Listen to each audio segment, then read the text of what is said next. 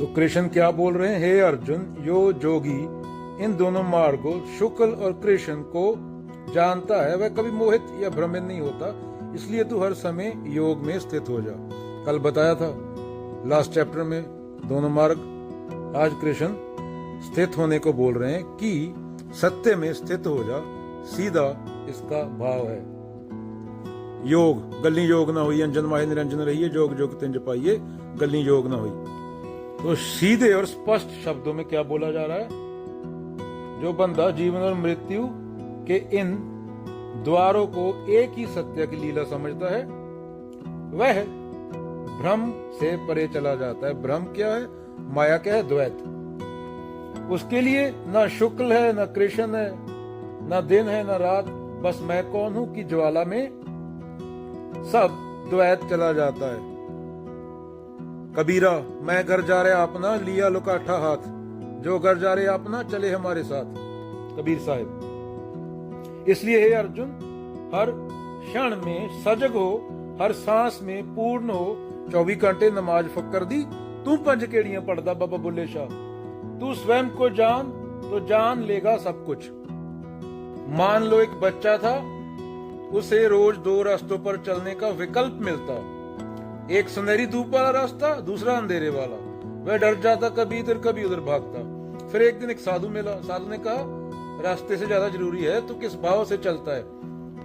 बच्चा समझ गया, अगर मन शांत और सचेत है तो रास्ता चाहे जैसा भी हो मंजिल तक पहुंच ही जाएगा। मंजिल एक ही हो सकती, दूसरी हो नहीं सकती। वो क्या है, लिबरेशन, मुक्ति, क्योंकि तुम चेतना हो, तुम पशु नहीं हो। एक और बात मान लो, एक इंसान आईसीयू में है, डॉक्टर कह रहे हैं कि शायद वो नहीं बचेगा। उसके रिश्तेदार 2 तरह के व्यवहार करते हैं।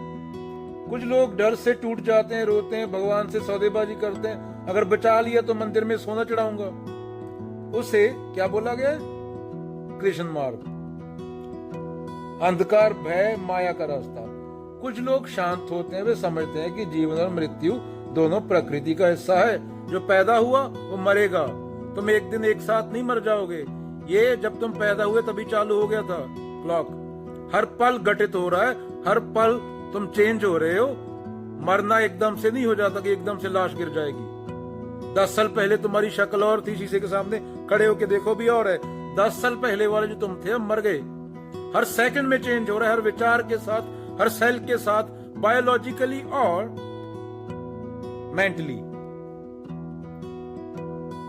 दोनों प्रकृति का हिस्सा है। वे इलाज कराते हैं पर अंदर से डर से मुक्त रहते हैं। यह है असली मार्ग, शुक्ल मार्ग, प्रकाश, ज्ञान, स्वीकृति का मार्ग, शुक्राने का मार्ग। और एक तीसरा रास्ता भी होता है जो अष्टवक्र गीता के हिसाब से है। जैसे ये 2 मार्ग हैं, एक प्रकाश का एक उसका, और तीसरा मार्ग क्या है, जो सत्य में स्थित होता है। कोई कबीर जैसा, कोई बुद्ध जैसा। वो ना रोता है ना ही चमत्कार की उम्मीद करता, वह जानता है कि मृत्यु जीवन का एक हिस्सा है और सत्य कभी खत्म नहीं होता। ज्यों तिल माही तेल है, ज्यों चकमक में आग, तेरा साईं तुझ में है, जाग सके तो जाग। लकड़ी कहे लोहार से, तू क्या जा रे मोहे, एक दिन ऐसा आएगा मैं जा रूंगी तो है। वह हर समय समान रहता है। जैसे रमन्ना महर्षि थे, क्या बोलते थे, हाउ टू ट्रीट अदर्स, दूसरों के साथ कैसा व्यवहार करना चाहिए बोलते थे। देयर आर नो अदर्स, दूसरा है ही नहीं। दूसरा हो तो व्यवहार करूं, एक है, सत्य है, बाकी सब तुम्हारा कल्पना है। जेती मन की कल्पना, काल कहावे सोए, कबीरा। सरल भाषा में संदेश क्या होगा, अगर तुम जान गए कि हर चीज बदलती है, जीवन, मृत्यु, दुख, सुख, तो तुम किसी भी परिस्थिति में नहीं डगमगाओगे। फिर चाहे कोई मरे या जन्म ले, तुम्हारा मन शुद्ध, शांत और जागरूक बना रहेगा। जैसे बाबा नानक जेल में चक्की पीस के भी शुद्ध थे, शांत थे, और बाबर इंडिया का राजा होकर भी नर्क में था। नर्क माने मानसिक स्थिति, कोई ऊपर ग्रह नहीं है कि वहां पे कुछ नाच रहा है, वहां पे जाएंगे, वहां पे खाने को मिलेगा, कुछ औरत मिलेगी, कोई स्वर्ग नर्क, ये नहीं।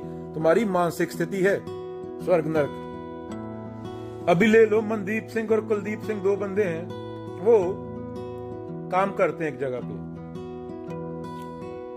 पहले आएगा मनदीप सिंह, लगा लो एग्जाम्पल, यह कृष्ण मार्ग। कृष्ण मार्ग, कृष्ण का नाम नहीं लिया जा रहा, कृष्ण का मार्ग माने अंधकार का रास्ता। यहाँ जिस तरीके से बात हो रही है, तो मनदीप सिंह, भयभीत रास्ता कृष्ण मार्ग।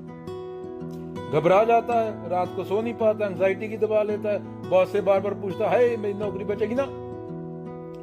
डर, लालच, मन में भविष्य की चिंता भरी हुई है। दूसरी तरफ कुलदीप सिंह, ज्ञान का रास्ता, जिसे शुक्ल मार्ग बोला है कृष्ण ने इस श्लोक में। शांत रहता है, जानता है कि यह सब अस्थाई है, नए अवसरों की तैयारी करता है, स्विमिंग सीखता है, टेनिस सीखता है, बाहर घूमने जाता है, गार्डनिंग सीखता है, नई हॉबी सीखता है, कोई आत्मविश्वास बनाए रखता है।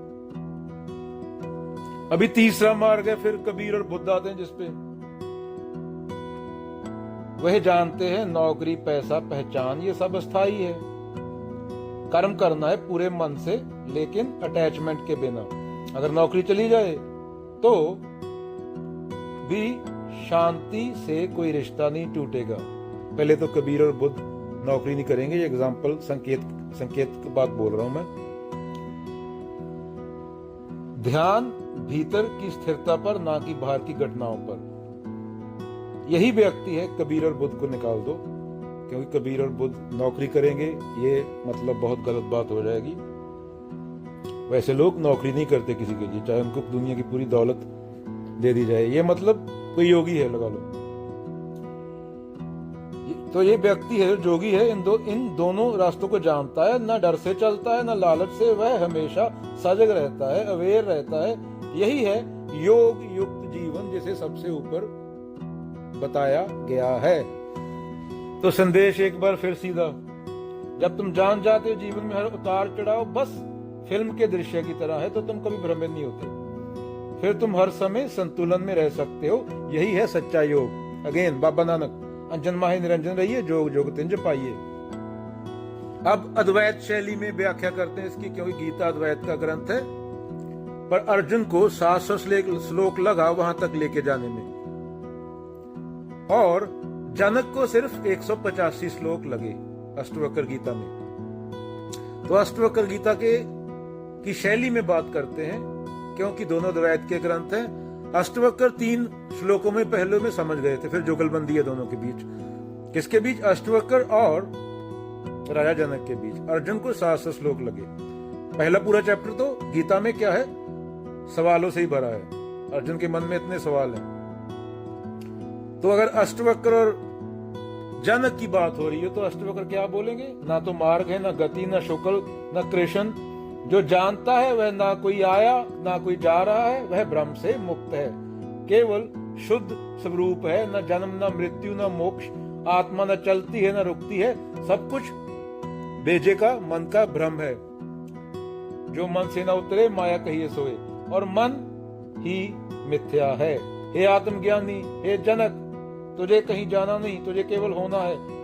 वही मुक्त है जो जानता है कि मुक्ति की आवश्यकता ही नहीं है। वो ऑलरेडी मुक्त है, वो ऑलरेडी पूर्ण है। एक और स्टोरी। एक गांव में एक छोटा बच्चा था, उसका नाम था ईशान। वो रोज नदी किनारे एक गोल पत्थर से खेलता था। कभी पत्थर को घुमाता, कभी उस पर बैठकर गाना गाता।